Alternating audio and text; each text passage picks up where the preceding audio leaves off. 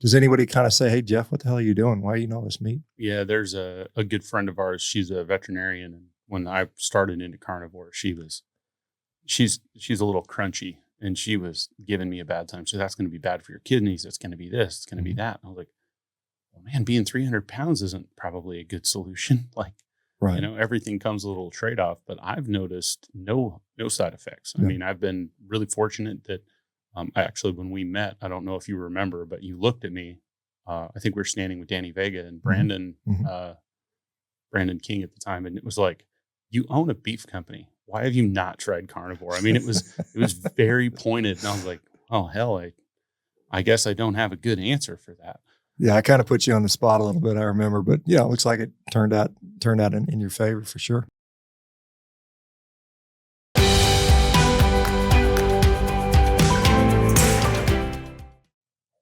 Okay, we are off. All right, good deal. Hey, I've got my good buddy Jeff Smith up from Colorado Craft Beef. Jeff, how you doing, man? Doing good, man. It's a 5-hour drive up from where I was yesterday, so I'm glad to be standing and not sitting. Goodness, I was going to say you just happened to be driving by the neighborhood 5 hours away. No, I appreciate. Jeff brought a little stash of meat. We're going to have some flat meat from you guys, and so the first time I met you, you were almost 100 pounds heavier, if I'm not mistaken. That's fair to say. Yeah. 85 pounds. 85 pounds. That's amazing. So you've adopted you're eating what you produce, which is good.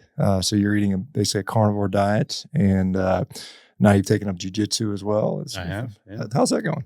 Good. I'm a couple years into it, so rolled with some really great guys, met some other really good people in this space, and it's the mats don't tell any lies. So if somebody's not a good dude, they get ran out pretty easily.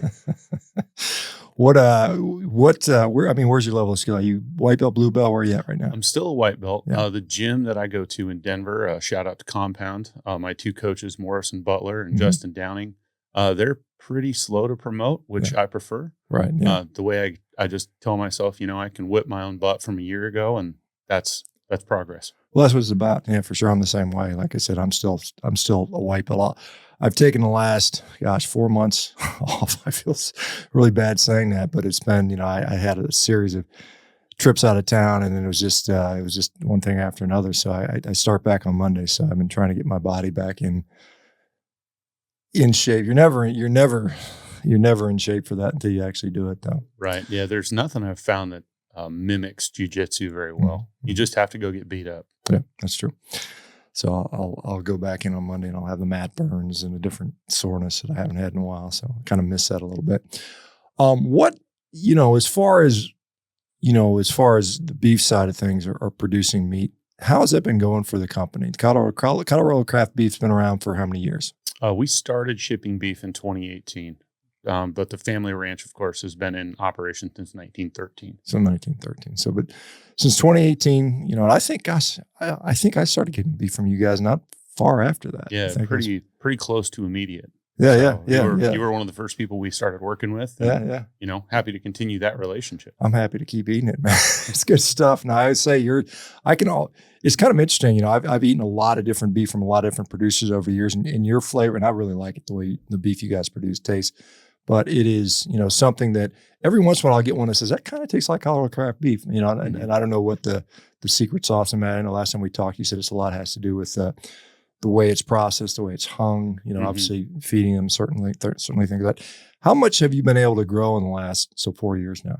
The year of COVID, we actually tripled. So right when we actually met for the first time in person at Dr. Seaman's event in Omaha, we tripled that year. We would have gotten even bigger, but we sold everything we had. But what's been fun is as we've driven some of our metrics, our revenue per head, cost per pound. Right now, the cattle cycle is on the upswing. I mean, cattle prices are the highest they've been in the history of the company. Meat prices are the highest. Shipping costs have went up 40% in the last 3 years. So that's been really cool. But as a company, we're going to be, probably 8 times the size we were in 2019. Wow. I think most companies would love that type of growth over just a few years. Is beef demand in general up across the board? Is that your assessment of looking at other folks, or is it just unique to you guys, or is it across the board up? I think it's very dependent on what sector you're in. You know, if you want to compete with Snake River Farms, you've got to have good product. Yeah. But also with COVID and some of the travel restrictions that people have seen, they still had money to spend, right? Mm-hmm. So a lot of them, I've talked to some guys with Traeger or some of the other grill companies, and you know, their demand went through the roof because people couldn't travel. So they all started cooking at home, and they've gotten used to smoking their own ribs or some other concept like that. So we've had this change in society where people are demanding better food at home. For us, that's helped a lot.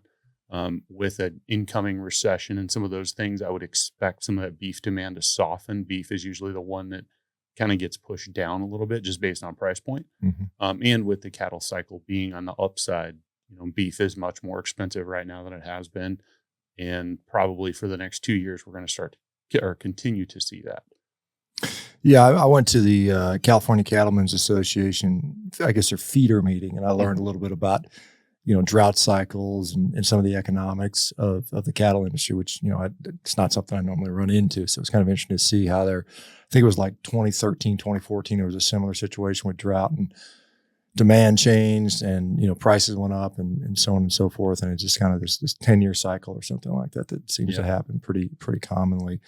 You know, well, I get your opinion on this. I mean, back in, I think in July, I think it was in Kansas, a bunch of cattle died. There was a bunch of you know, like a couple thousand cattle, I think, died. Mm-hmm.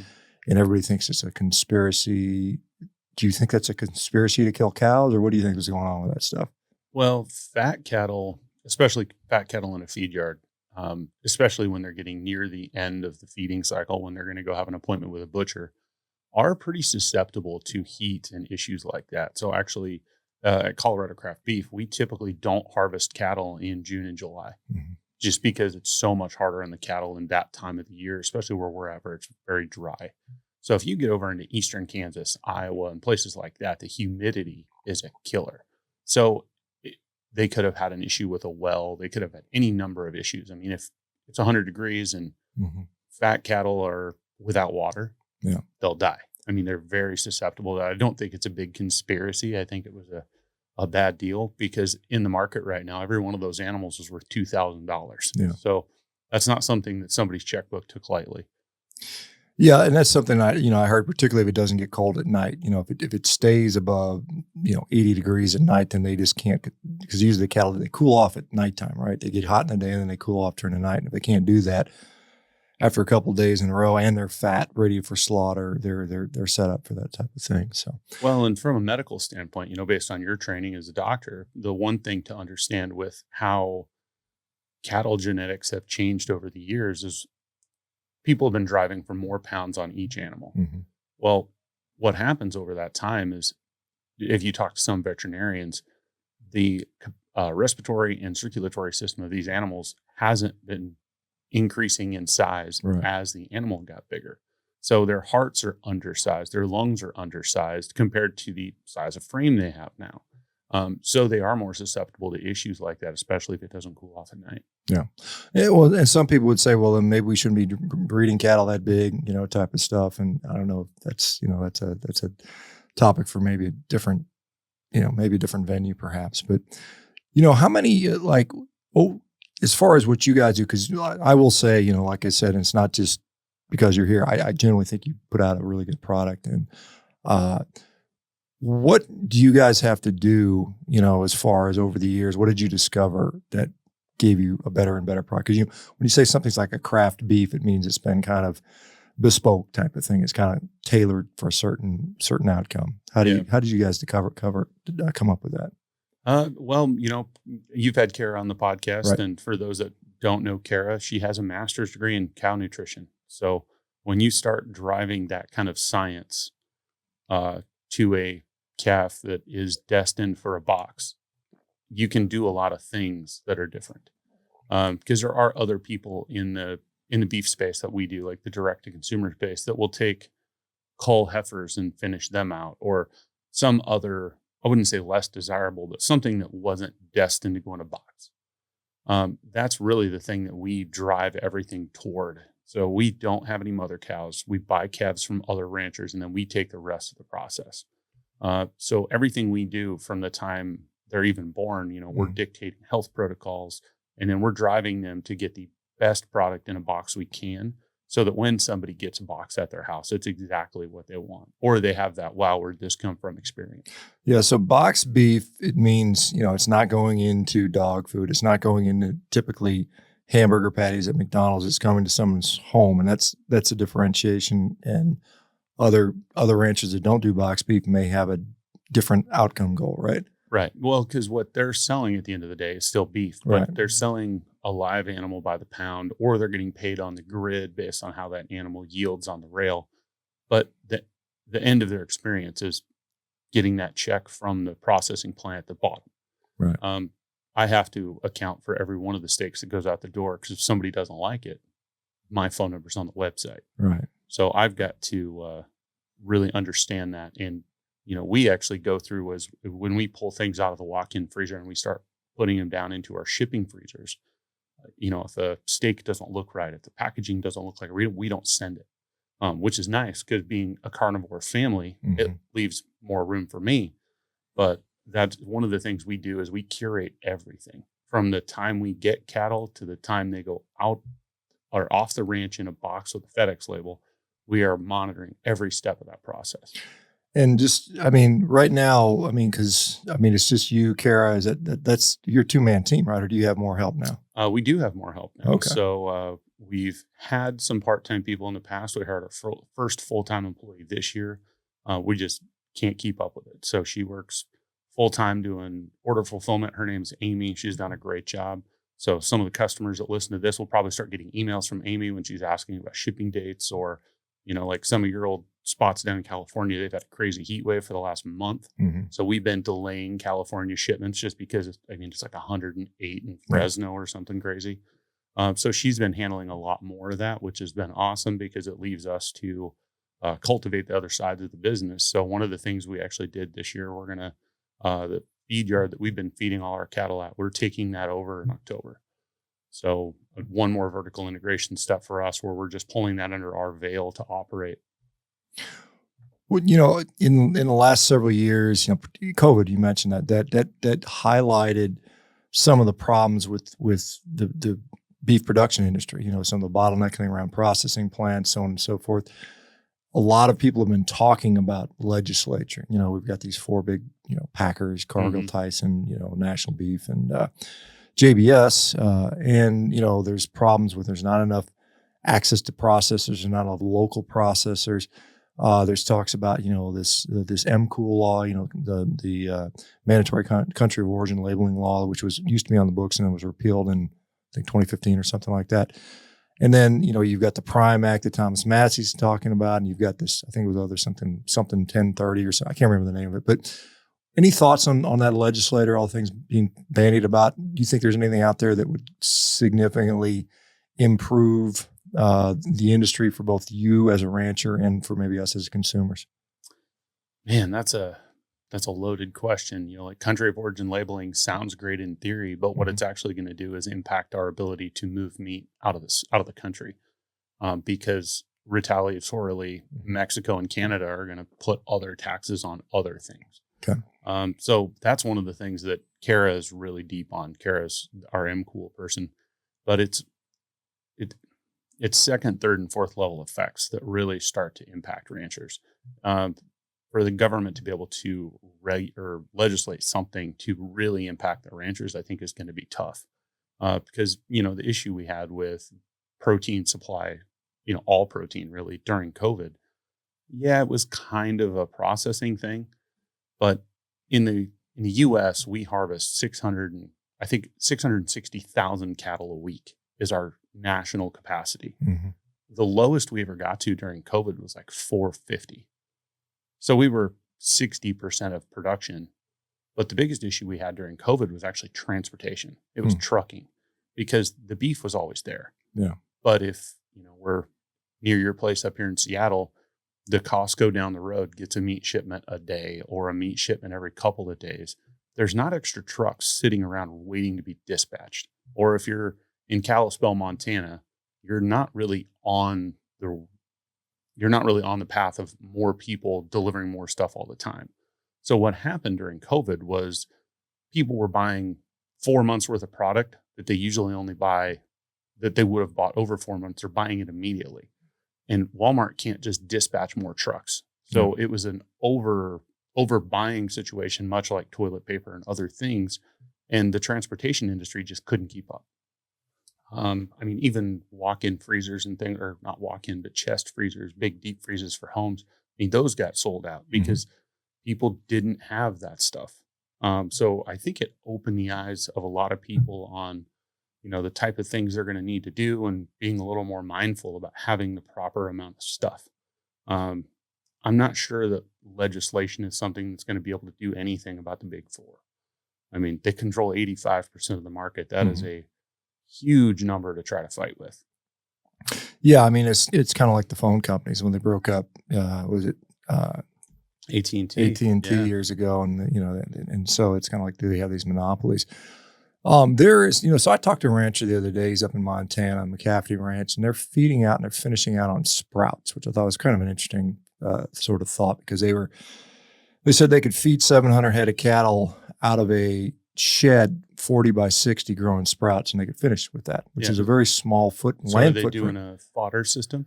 Is that what they called it? Well, I can't, basically what they'll do is they'll graze and then they'll finish, with the sprout type stuff. But only input was water, doesn't even need sunlight because it can grow in a dark room, and they grow it, a few inches high, and then they feed it. And it's kind of a thing. And then, there's all these, folks that are talking about, multi-paddock, adaptive multi-paddock grazing, and whatever, amp grazing, mob grazing, holistic grazing, all that type of stuff. What are your thoughts on these alternative ways to doing finishing out cattle? Do you think that's going to continue to grow? Do you think it's a good thing, bad thing? What are your thoughts?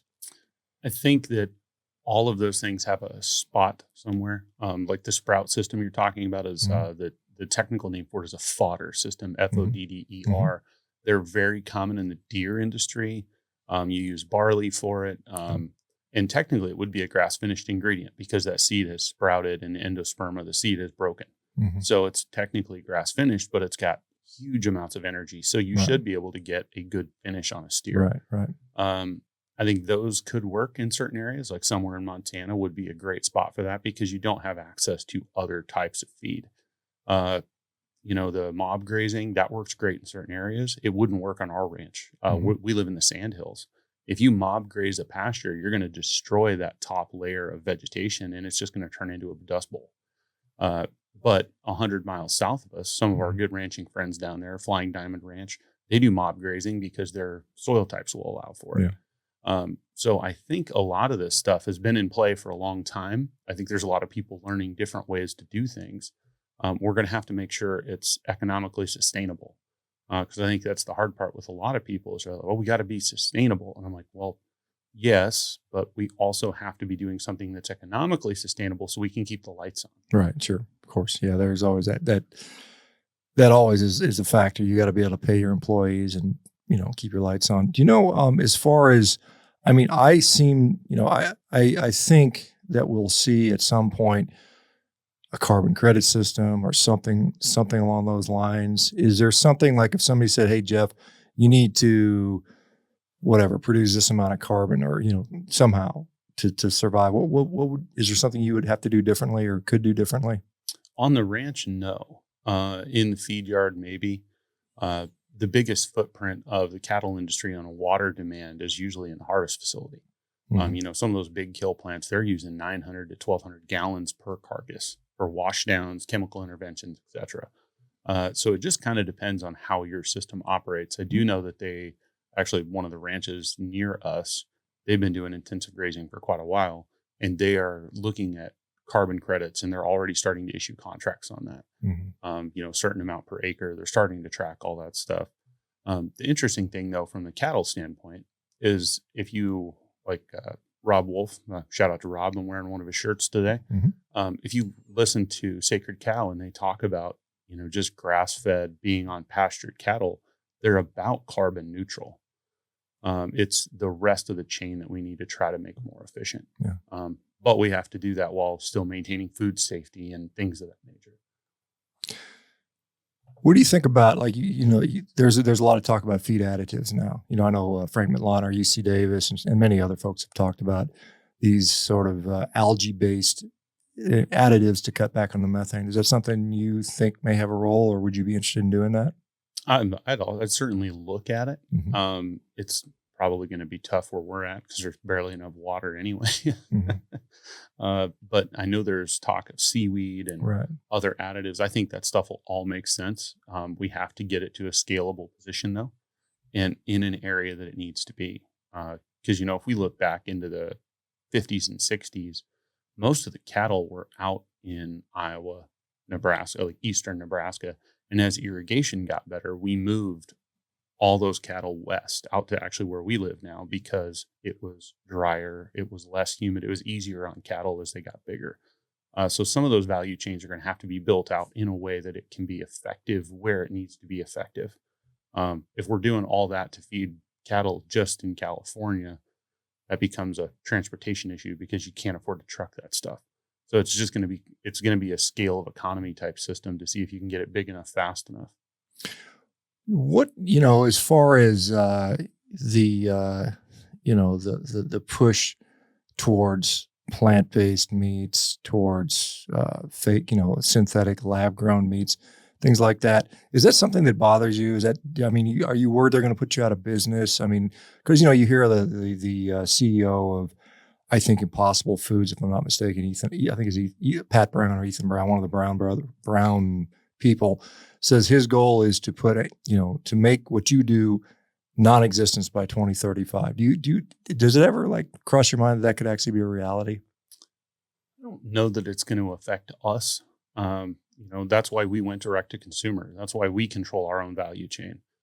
Do I think it's going to start to impact the bigger players? If you're strictly a commodity rancher and you just raise cattle and move them through the chain, I think those guys will get a pinch faster than we will because we own the connection with our customer. Most of these guys call my cell phone. They'll text me, "Hey, I need this, this, and this," and I send them an invoice.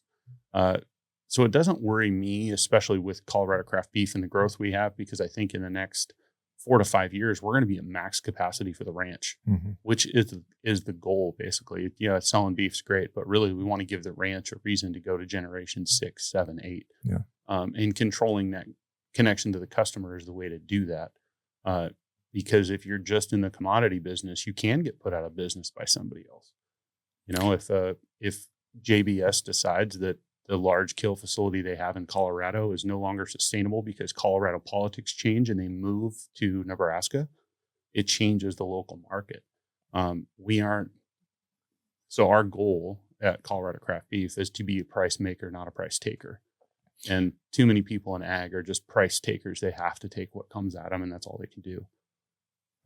Well, and you mentioned politics because, as you probably know, in Colorado, there was some, I don't know, I don't think it even made on the initiative that made on the ballot, but there was people talking about, trying to impact animal agriculture where artificial insemination would be considered sexual molestation, where you had to allow a cow to live its quote unquote natural lifespan, which is debatable how long they live. They'll say they're going to live 15 to 20 years.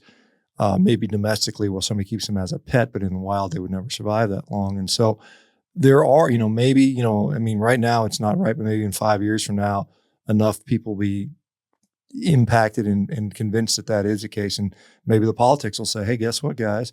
We're going to make agriculture just about impossible. Is that something that do you see happening? That's one of our biggest concerns is the regulatory risk, yeah. Whether it's a feed yard or a ranch or water rights. Because in Colorado, especially, most of the Denver metro area is starting to buy water rights and pump that water back to Denver because it's no different than Las Vegas, right? The Colorado River's going way down. We've got these population centers that require all this water, and mm-hmm. you have to flush toilets, you have to have drinking water, etc. But the biggest issue is they don't see what else they're doing to the food system. I mean, at some point, there's going to be a lack of resource. So the regulatory risk or some of the water rights stuff and things like that is probably the biggest risk we have in agriculture, especially if you're in a dry area. Luckily for us, we don't do any farming. We're dependent on rain. mm-hmm. That's what makes the grass grow. That's how we are determined to have cattle out on grass. As long as we have rain and we have grass, we can keep going. How is, and I know certainly in California, parts of Texas, even I think Oregon to some extent, there's been some significant drought, and that has impacted. I know, like one of my ranchers, I know, Frank Fitzpatrick down in Orange County, said, "Man, it's killing them." I mean, it's really been very, very difficult. Has that impacted you in Colorado in the last couple of years, or not so much? We've dodged it, but it's very regional, and if you watch it, it was 2 or 3 years ago. There was a big drought in North Texas, like in the Texas Panhandle area and that New Mexico area where you spent some time. Yep. Well, the biggest issue they have there is they have a bunch of dairies. So what happened to us was a second level effect. They didn't have enough rain to grow enough hay. They knew it before we knew it, and all those Texas ranchers came up and got all the hay out of Colorado. So it created this famine of hay in our area. So we had to bring hay in out of North Dakota. And then the year after that, North Dakota had a huge drought and had to sell off all their cows. So it creates these weird regional pockets of economic weirdness. California's seeing that with the drought. So the interesting thing is you'll see cattle kind of shift.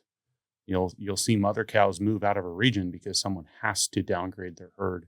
Well, they have to go somewhere. So what happens is we end up, harvesting more cull cows so that, they can go to Applebee's because that's where cull cows go. No knock on Applebee's, but that's cow meat ends up in a lot of those like mid-level restaurants. But you'll see those weird movements. And so that's one of the reasons the cattle cycle is on the way up right now on the price side of things is we're harvesting more cattle because we're in drought conditions in certain dense cattle areas. So they're decreasing the number. So the cow herd is shrinking. Supply is going down. Demand is still high, which is going to create a price spike. So that'll last another 18 months. And then cows will be crazy high expensive. They'll be $3,000 a pair instead of $1,500. Then you'll see it go the other way. And it's, never, there's a funny anecdote out there. Never underestimate a farmer's ability to mess up a market. And so we're going to run into some of that. But luckily the droughts haven't hit us. We thought we were going to be in bad shape this summer. Luckily we were able to get the rain we needed at the time we needed it. So we're just shipping cattle right now. Kara and her dad have been shipping cattle all week while I'm just out driving around talking to people.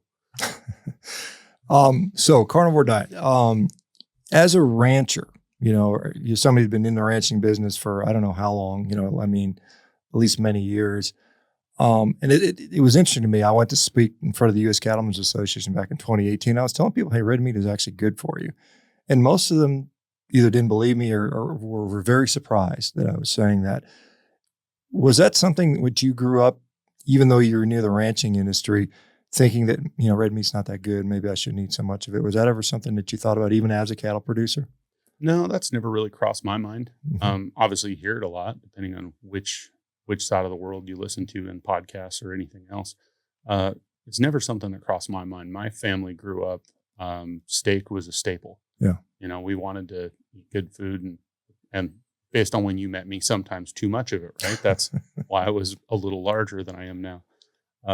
So I've not had an issue with it. Both of our girls, we have Emma and Addie there. Well, Emma's almost 3. You met Emma in Omaha when she was like 6 weeks old. Addie just turned 1. Both of them for their first birthday got a bone-in ribeye. And, nice. How'd they do with it? They just chewed the heck out of it. They had a great time. But they love their red meat. As a family, we make sure that our girls are eating red meat. It's the most bioavailable protein. And, they've got to have those nutrients. It helps their brain. It helps all the things they're doing. Like actually the first road trip I went on with Emma, she was about 1.5 years, and we stopped at Wendy's. I was, I'll just take the bun and the cheese, or take the bun off. She can have the meat and the cheese. She wouldn't eat it. Burger wasn't good enough. She's used to eating our stuff at home. Yeah. She refused. I was a little impressed, but still offended because then she was mad. She was hungry.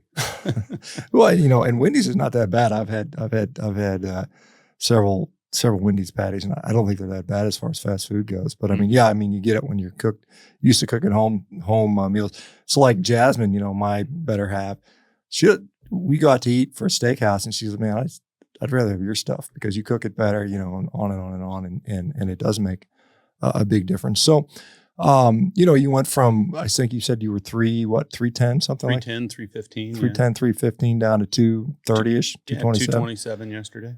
That's a huge change. I mean, clearly anybody with, 2 brain cells would say you've gotten healthier. I mean, I can look at you and tell you're healthier. I'm sure you are, and yet you'll have people that'll say, well, because you're eating meat, it's bad for you or something along those lines. Yeah. Does anybody ever, I don't know how much you talk about that in public. Of course, I spend all day, every day talking about this stuff, but does anybody kind of say, hey, Jeff, what the hell are you doing? Why do you know this meat? Yeah, there's a good friend of ours. She's a veterinarian. And when I started into carnivore, she's a little crunchy, and she was giving me a bad time. So that's going to be bad for your kidneys. It's going to be this, it's going to be that. And I was like, well, man, being 300 pounds isn't probably a good solution. Like, right. Everything comes with a little trade-off, but I've noticed no side effects. I mean, I've been really fortunate that actually when we met, I don't know if you remember, but you looked at me. I think we were standing with Danny Vega and Brandon, Brandon King at the time. And it was like, you own a beef company. Why have you not tried carnivore? I mean, it was very pointed. And I was like, oh, hell, I guess I don't have a good answer for that. Yeah, I kind of put you on the spot a little bit, I remember, but it looks like it turned out in your favor for sure. Yeah, 2.5 years later. I mean, I'm wearing clothes that I couldn't have worn in high school and feeling better and sleeping better. And, really appreciate the support and the heavy-handed motivation. Yeah, sometimes I can be a bit much, but anyway, as far as so day to day, what does your diet look like? We got this. For the record, for you guys that don't know, I think we got 4. I think I put 4 flat meat steaks in the sous vide. We'll sear up here in a little bit and have those as a nice snack. What do you typically eat in a day now? So usually I'm 1 meal a day. Okay. I'm just not hungry. So sometimes it'll be 2. Usually end up eating around 10 or 11 during the day. That's usually when the girls have lunch, so I try to come in and have lunch with them. Usually just steak, maybe some fried eggs, but a lot of fat, and make sure I get the fat, because I found that if I short myself on the fat side of things, I'm just hungry immediately. Yeah. So that was one of the learning curves for me, was how do I eat the fat? How do I metabolize it? How's it going to work? But also finding the right ratio to make sure that I'm not hungry all the time. Yeah. I mean, and you can't eat too much fat. I've said that many, many times. There's a sweet spot, and you got to find it. And if you try to go too low, you do struggle with hunger. If you just, bathe in fat and pour butter on everything, then I think you go a little bit in the wrong direction. That's been my experience over time. How does it, eating? Have you eaten yet today? Just out of curiosity, or no? Yeah, I grabbed a sandwich roll, like a little sandwich wrap on the way up. Okay. Took the tortilla and stuff off of it. Just ate some meat out of it. I was getting pretty hungry. Okay. Well, hopefully this doesn't mess up your 1 meal a day situation with our steaks here in a little bit. How has that, because a lot of people will say, well, you can't do exercise. I mean, you certainly couldn't do something like jujitsu just eating meat. I mean, how has that been with you? I've found it to be better. I forgot when it was. It would have been this spring sometime. I'm a sucker for good noodles. Kara made this amazing spaghetti the night before jiu-jitsu, and the next day I was just a sloth. I mean, I was bloated. I just felt huge. I was slow. My energy didn't maintain. But I mean, there's days I go to jiu-jitsu and I haven't been hungry yet, and I just haven't eaten, and I don't find an energy issue. I don't recommend that on day one, but you've got to listen to your body. You've got to learn how you need to function. And I think that's probably been the biggest thing for me, is just learning how to eat properly. I turned 40 next week. Oh, wow. Congrats. And as a 40-year-old, a 39-year-old, nobody ever really taught me how to eat, how to listen to my body, how to respond to what my body's telling me. So that's been probably the biggest eye-opening part for me, is, oh, well, yeah, I do need to have some food. Or instead of eating because you're bored, I just did a 14-hour drive from Colorado to Oregon before I came up here. And you know how easy it is to overeat on the road. Yeah. I mean, that stuff's packaged in bright colored stuff for a reason. It's supposed to elicit a response, and learning to avoid that, and learning how to be disciplined, and learning and feeling what your body tells you. Because when you eat crap, your body will tell you about it if you're actually listening. No, absolutely it does. And I've got to go on the road tomorrow. I got to fly down to Florida for a meeting with an investor tomorrow. But um, this is I just got back from Europe. I went to the UK for a couple of days, and I was in Bosnia Herzegovina, and then also Croatia. And I mean, I got to be honest. The beef I had there was one restaurant that was pretty solid, but most of the beef I had there was not as good as U.S. beef. And and again, I've had the fortune of been traveling a lot of places, and I maybe I'm biased, but I think U.S. beef is the best beef in the world. Is that a fair statement in your mind? Obviously, you're a U.S. cattle rancher, so. But why do you think that is? What do you think's the difference? What I mean, is it? I mean, do we have more experience? I mean, obviously, we're great at producing. We're the number one producer in the world of beef, even with less cattle than places like Brazil and India, which most people don't know. India has one of the biggest beef populations in the world. Mm-hmm. Why is U.S. beef so good? Well, without getting the pitchfork community after me, we're one of the only countries in the world that will use grain to finish cattle. Mm-hmm. I mean, fat in the meat is flavor. Yeah. You get the char, etc. There's other husbandry practices, though. Like if you're talking about Europe, they don't castrate bulls. Mm-hmm. They don't have steers in Europe. It's illegal to castrate bulls for food production unless there's a medical reason.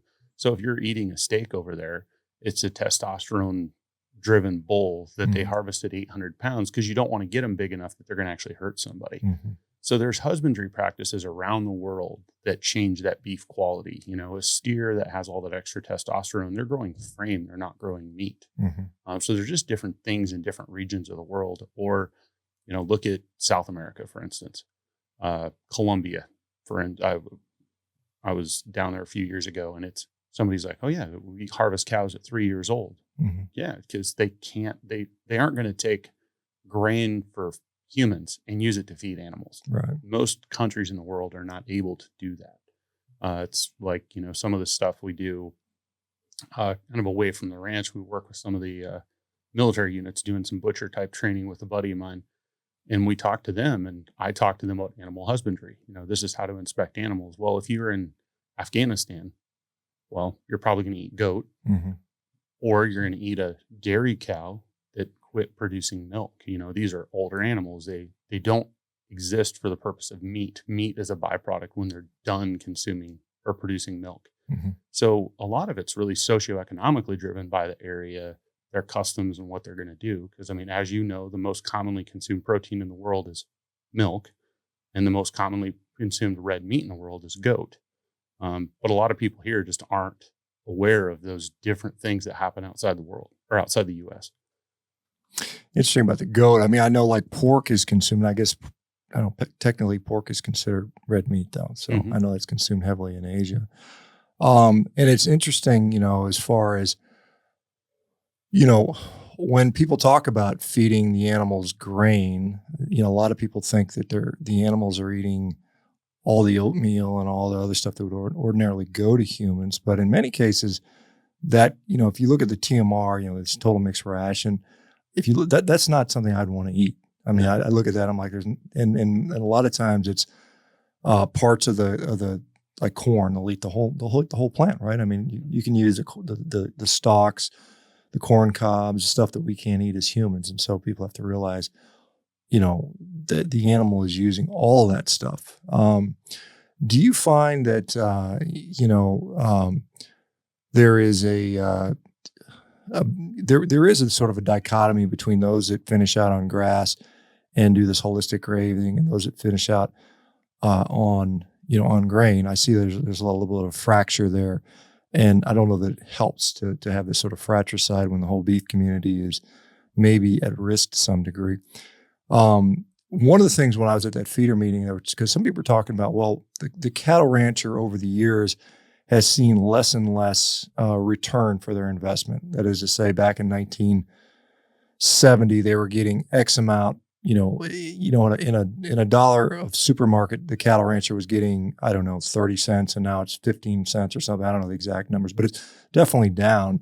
And what they would say is, well, nowadays the processing centers do a hell of a lot more than they used to. I don't know what that means. They would say they did a lot more for the rancher than they used to do 50 years ago. Is there any validity to that? In some aspects, yes. In other aspects, no. profitability in agriculture as a whole, back in the 70s was about 35 cents on the dollar. For every dollar you invested, you get $1.35 back. That same metric today is about 14 cents. So just profitability has went down while also all the prices of everything has went up. So actually your cash on cash return is even worse than that, because, you know, if you bought a cow in the 70s, you know, call it $500, $600. That same cow today is almost $2,000. So if you're running the same number of cattle on the same ranch, you have 3 times more capital out there just to run the same numbers. So your percentages. Are those inflation adjusted numbers, you think, or is that just? I'd have to look at that. I don't know that for sure. But it's the cost of the animal, right? So you buy, like, let's say you go buy a steer from somebody, it's going to cost you $2,000 or something like that? No. So if we buy a weaned calf right now, that weaned calf's going to be about $1,100 or $1,200. Okay. And it's how old? It's 4 to 6 months. Okay. 6 months old and weighs about 400, 500 pounds, something like that. Right in there.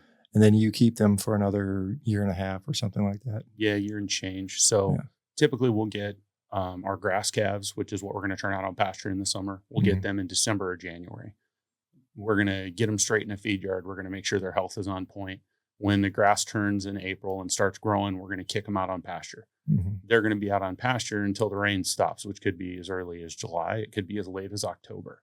And it also depends on stocking rates. You know, how many cattle do you have in a certain pasture?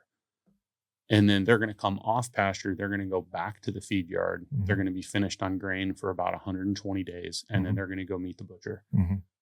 By the time they get through that whole value cycle, today, a fat steer on the board is trading for $1.45 a pound. So it's about $2,000 an animal, give or take. Yeah. It was $1,200 30 years ago. So just the amount of capital that's out there to make 14% instead of 35 on a unit. And I don't mean to make it sound super cold, but it's units. You know, we're doing math right now. Right. To have the same number of animal units for 3 times the money to make 1/3 of the profit, man, those numbers are sketchy. Yeah. And that's the commodity side, which is why at Colorado Craft Beef we do what we do, because we're capturing all the rest of that value chain, because we are the packer, we are the processor, we take everything all the way through, and there's a significantly higher level of risk with that, right? I say something stupid on a podcast and the business goes away. What do we do with all the stuff in the freezer? But I think there's a bigger drive in the market of people that are starting to go that direction, because, you know, the average family of 4 eats a half a beef a year. Well, there's no reason for us to really even be shipping out of Colorado if we can get Colorado market penetration, and then the guy in Nebraska can do his thing. It's just a matter of just getting out there to more people. Yeah, I mean, those sound like rookie numbers to me. Whole family 4 quarter, half a beef a year, and I eat probably 6 times that much myself every year, something like that. I consume at least 2 cows a year, I'd say, worth the beef. Do you see, like I said, so when you say you want to max out your ranch, what does that look for? How many head of cattle? I mean, I know you said there's a commodity side that's part of the family business, and there's a Colorado craft side. Do you see your stuff growing to the point where you start bumping into that commodity side, or how does that work? That's going to remain to be seen. Yeah. I mean, we can lease other pastures. We can do other expansion if we need to. We could outgrow the ranch pretty easily if we chose to, if we had a big enough market, and we're working on some of those things in the background on the business side. It'll just be interesting to see how it goes. You know, it's Kara's dad still runs the commercial side of the ranch. Colorado Craft Beef is just her and I. Like, we don't have any other family input on that. But Dave's 66. He'll turn 66 next month. And, maybe he wants to slow down. I wouldn't ask him that. I don't want to get beat up by a 66-year-old. So maybe wait till you're a purple belt or something like that. Right. When you're 66 and you're a rancher and you've done it for 50 years, you're a hard man. Like, you might have to hit him with a stick. Yeah. So it'll be interesting to see how some of that stuff changes. What is his thought on what you guys are doing? I mean, is he watching and seeing what you're doing, and does it impact him in any way? It doesn't really impact him. I think he's really excited to see us doing our own thing. there's a lot of people in ag that'll just kind of do it how everybody's always done it. And, at first, I think he was a little apprehensive, like, man, you kids are putting a bunch of money into this thing. Are you sure it's a good idea? But, we've got a walk-in freezer now, and we've built the business out. And I mean, he's seeing some of these moves, and, I think he's excited to see us driving in a direction that makes the ranch more sustainable for more generations without just, following him and asking him what we need to do. What percentage of the U.S. beef market is now direct to consumer box beef stuff? Do you have any idea on how the size of that market is right now? I have no idea on those numbers. It's obviously getting bigger. All the players are trying to make it bigger. I mean, even the big four, they all have their own direct to consumer labels. It'll be interesting to see how it changes over time because the freight system is starting to catch up. So FedEx and those guys are being a little more friendly with perishable products. We haven't had near the losses we've had in the last few years. They're getting a lot better. But I also know they're really not opening new contracts. They're not giving new pricing agreements because they are overwhelmed. So I think that's going to be the big hinge pin is, can you effectively ship? Can you economically ship? That's a whole other deal. If you're in North Carolina or you're in Southern California and you have to ship elsewhere in the country, you're really limited on region. Yeah. Luckily, we're in the center of the country. We can kind of ship anywhere and be pretty economical with it. But if you're a producer on one of the coasts and you need to hit a bigger region, that's going to be tough. I mean, your preference would be, Colorado and the states surrounding it. If you just had if it was, rather than shipping to Florida, you'd say I'd rather ship to Nebraska. Correct? Mm-hmm. That's fair to say. I would. There's a lot of cattle in Nebraska, mm-hmm. So we don't have a big market penetration in Nebraska. Our four biggest states are Colorado, Texas, Florida, and California. Yeah, population centers, basically where you're at in the major population centers, right? Yeah. Well, and California is a weird one. I mean, and there's a lot of people that just love Colorado, mm-hmm. So they gravitate towards that. We've been fortunate enough to meet people like yourselves that put us in other markets. We do a lot down in the Dallas area. Of course, we ship a lot of stuff to Denver. But, if I had my druthers about it, we'd have a dude in a Sprinter van that delivered all of it to Denver, and I wouldn't have to give FedEx any money anymore. Yeah. Well, I think that's a business model I think that could be done. I mean, because, I'm sure there's just as many people eating steak in Denver as there are in Dallas, quite honestly, probably. Mm-hmm. I mean, maybe there's a slight difference, but maybe the legislation could, this is where I think the politics could help is, that would save on, just transportation fuel. I mean, this is, if nothing else, there's so many ways you could, like you said, there's ways to further make it more both economically and environmentally sustainable. Mm-hmm. And, so if you're listening and you're in the Colorado area and you need a supplier, this is a good option, I think for you. And I think, like I said, I certainly appreciate eating Colorado craft beef and Washington steaks. I know it's good, but at the same time, I think it makes sense as much as you can to support folks that are local.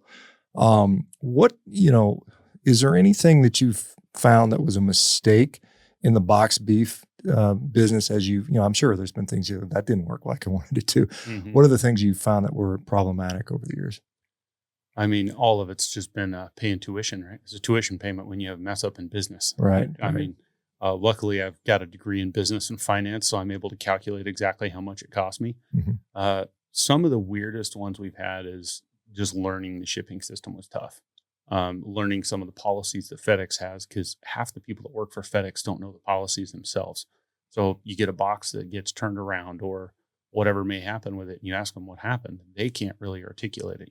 You're out product because they don't pay you back. They don't. You can buy the insurance. They still won't honor it. They haven't turned on guaranteed deliveries since COVID. They've had non-guaranteed windows for 3 years now. That's been probably the biggest one, is just learning some of that. And it's like, oh, that was a $500 lesson, or, mm-hmm. Oh, we shipped to here, or, did you get the right tape?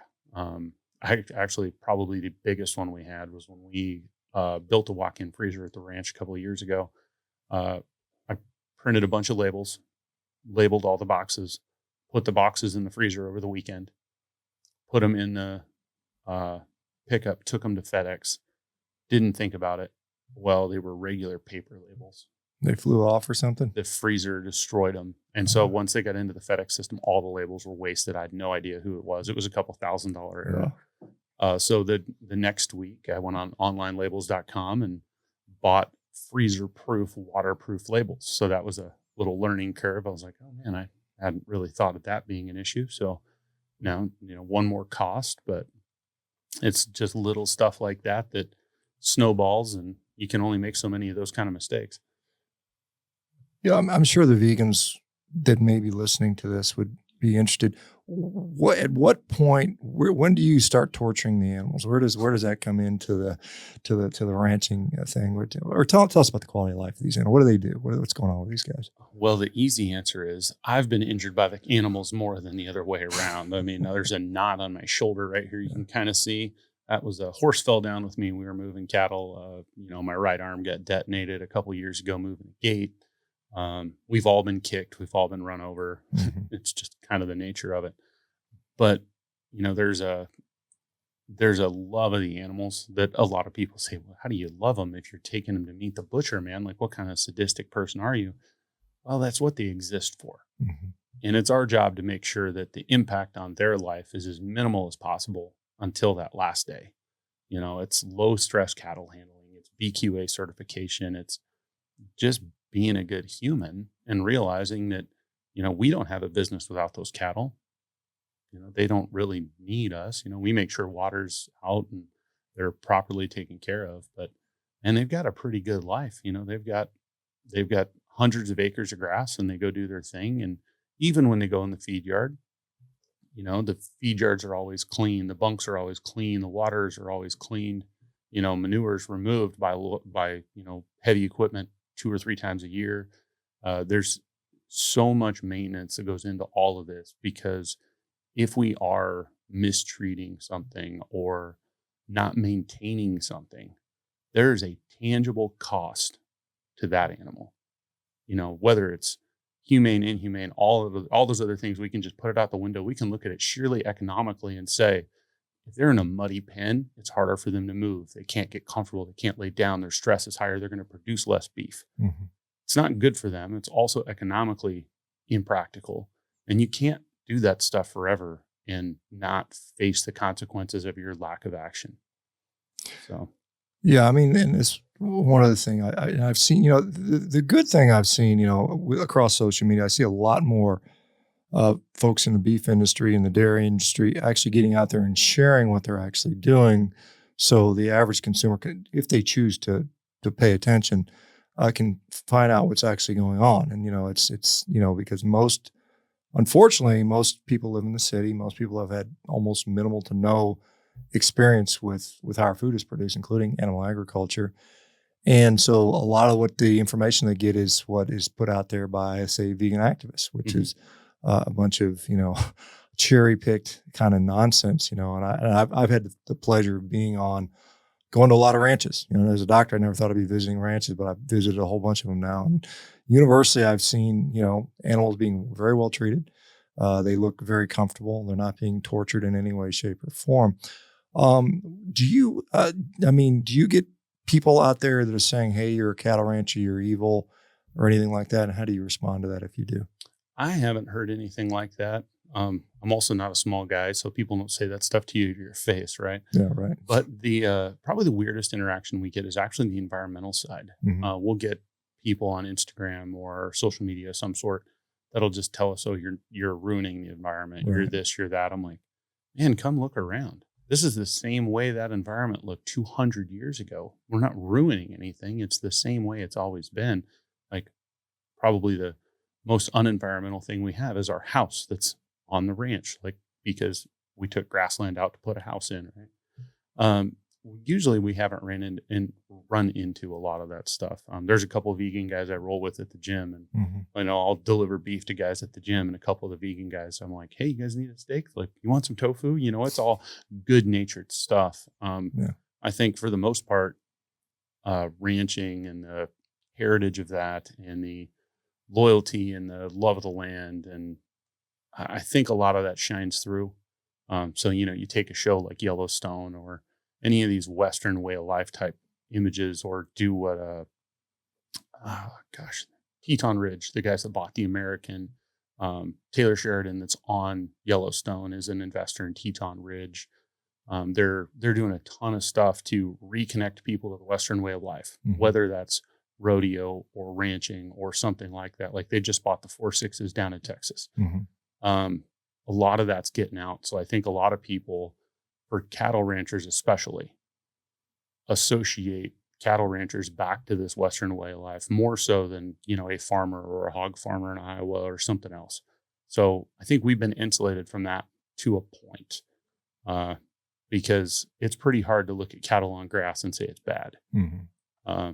Feed yards are a little dicier. There's some people that really just don't like that optic, and, come look at a feed yard, come look at the amount of money and time that is put into making that feed yard as efficient and clean and maintained as possible. And both of those are still easier to describe to a consumer than a chicken facility. So we've got a little bit of that Western heritage way of life that kind of masks most of us from that, I think. Yeah. And I would certainly agree. I think cattle have it far better than chickens do. As far as I know, I can't remember the name of the fellow, but anyway, he was somebody I met up in Montana, up in Billings, and he runs like some kind of report. Anyway, he kind of talks about the cattle markets all the time. I'm blanking on his name now, but I remember he was talking about, there's a push towards the chickenization of the beef industry and trying to really just continue to drive it farther and farther. And most of the ranchers don't want to see that happen. They like the idea of this open range type of, I guess like the old West type of situation where it gives you some sort of sense of scope and just being outside.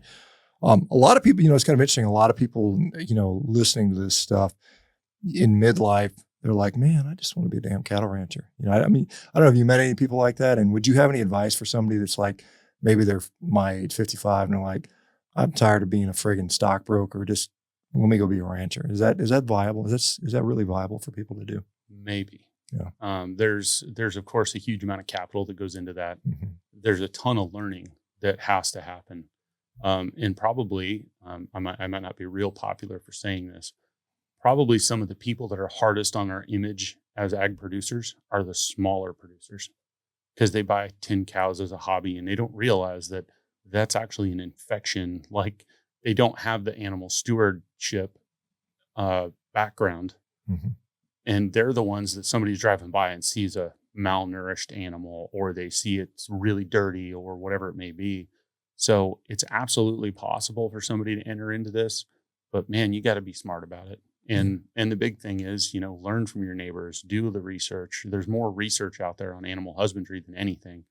And you've got to really understand what you're doing, because, a 100,000 head feed yard, for instance, there's a couple of them over in Idaho. I drove by on the way here.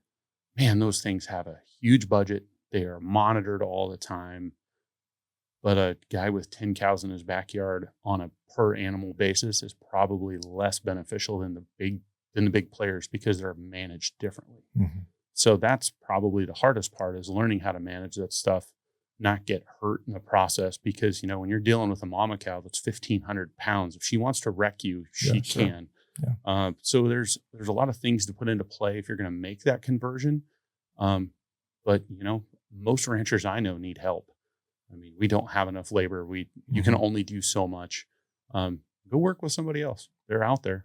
I mean, there's a really cool veteran service organization. We're going to their annual gala up in Montana in 2 weeks. It's Heroes and Horses. Retired Navy SEAL Micah Fink started it. He's done stuff with Boot Barn. They're doing some big got some investors helping them build a facility. They bring up combat veterans for 41 days. I mean, 6 straight weeks. They end it with a 15-day pack trip in the wilderness on horses, and they teach them how to ranch. They teach them all this. There's a couple other veteran service organizations that are getting people into agriculture, because the mission, the love of what you're doing is similar to people that are going to be in the military. So there's a lot of movement in that direction. Like Little Belt Cattle Company out of Montana, Greg Putnam, another retired Navy SEAL. He's a first generation rancher and he's darn proud of it. He's been on a bunch of podcasts, And just hearing his philosophy on it as a first generation rancher and what he's learning and where he's moving to in the industry and how creative he's being, it's really refreshing.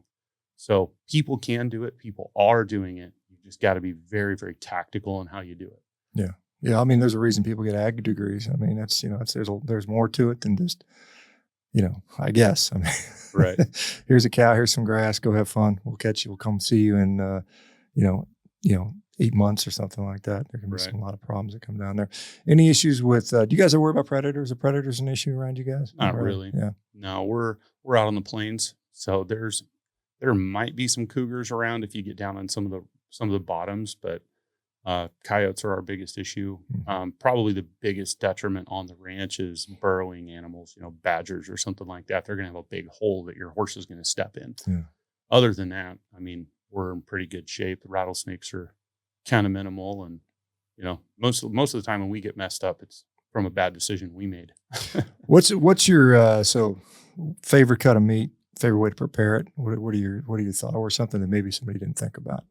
Actually, the flap that we have downstairs is one of my favorites. Where's that come from? The flap? It's the bottom sirloin. Okay. Yeah. So flap steak. It's also called the bavette. Bavette. Okay. That's one of my favorites. Just the texture of it is outstanding. I really like tri-tip, picanha, some of those smoked meats. Yeah. I mean, I don't know that there's one I don't like. Probably my least favorite is short ribs, but sometimes a good short rib, I mean, it'll cure what ails you. So yeah, I've got some of your short ribs in the fridge. I've just been waiting for a way to prepare it in the time. It's kind of like, it's depending on how many people I'm cooking for. Cause I've gotten to where my portion size is usually as meat as one decent sized steak or something like, so I'm usually like, somewhere 1.5 pounds, maybe 2 pounds at the top. And that's a good meal for me. And, so when I start getting these really big ones, I'm like, well, I got to wait to, have enough people over to split it up, or sometimes I've sat down and eaten a 3.5 pound chuck roast before by myself. Sometimes I just do it, but I prefer to kind of keep it a little more even. So on and so forth. Well, I'll tell you what, Jeff, we got those steaks cooking right now, so we should go eat them. Tell folks where they can go to find out more about what you guys do, how they can order some meat from you. Sure. ColoradoCraftBeef.com. You can find us on all the social channels at Colorado Craft Beef. And, feel free to reach out to us. There's an info button. You can email that drops directly to Kara and I. I've got the business phone with me most of the time if you need to call and ask any questions. Other than that, probably the thing we're most proud of is we're many years into this. I haven't changed our beef prices in 3 years. We've had to adjust freight. That's a whole other deal. You can email FedEx if you don't like that. There's only so much I can do with that.